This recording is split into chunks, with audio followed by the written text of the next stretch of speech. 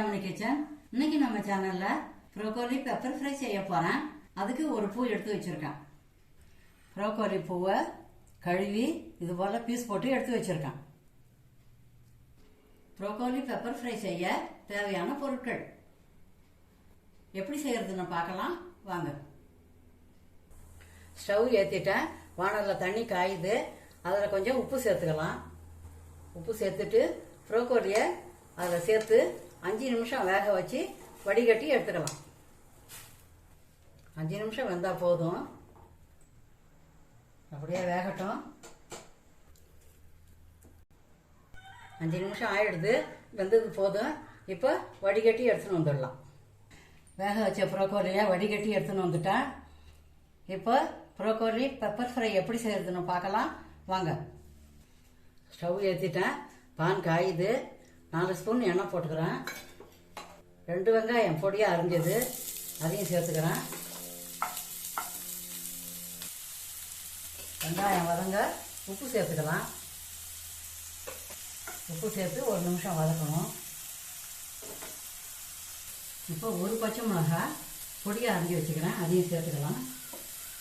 அதையும் சேர்த்து வதக்கணும். வெங்காயம் ஒரு 2 நிமிஷம் வதங்கட்டும். வெங்காயம் வதங்கினது போதும். கொஞ்சம் மஞ்சத்தூள் சேர்த்துக்கலாம். மஞ்சத்தூள் சேர்த்து ஒரு வதக்கிக்கலாம். இப்போ 1 ஸ்பூன் இஞ்சி பூண்டு விழுது சேர்த்துக்கிறேன். இஞ்சி பூண்டு விழுது பச்சை வாசனை போகிற வரைக்கும் வதக்கணும். இஞ்சி பூண்டு விழுது வதங்கிடுது. இப்போ 1/2 டீஸ்பூன் காஷ்மீர் மிளகாத்தூள் கலருக்காக சேர்த்துக்கலாம். கொஞ்சம் கருவேப்பிலை சேர்த்துக்கலாம். கருவேப்பிலை சேர்த்து எல்லாத்தையும் வதக்கணும். கருவேப்பிலை வதங்கிடுது.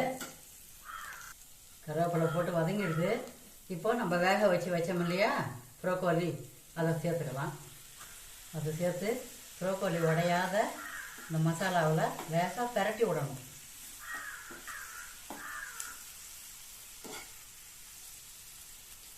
நல்லா கலந்து விடணும்.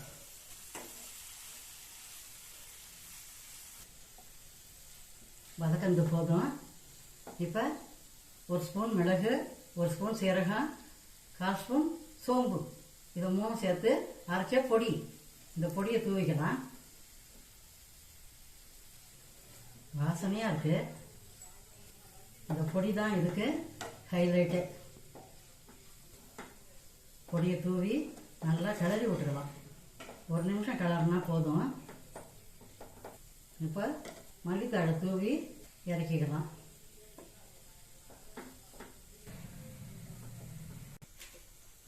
ப்ரோக்கோலி பெப்பர் ஃப்ரை ரெடி ஆகிடுது. ட்ரான்ஸ்ஃபர் பண்ணிக்கலாம். இந்த வீடியோ உங்களுக்கு பிடிச்சிருந்தா லைக் பண்ணுங்க, கமெண்ட் பண்ணுங்க, உங்க ஃப்ரெண்ட்ஸுக்கெல்லாம் ஷேர் பண்ணுங்க. சுவையான ப்ரோக்கோலி பெப்பர் ஃப்ரை செய்து சந்தோஷமா சாப்பிடுங்க. தேங்க்யூ.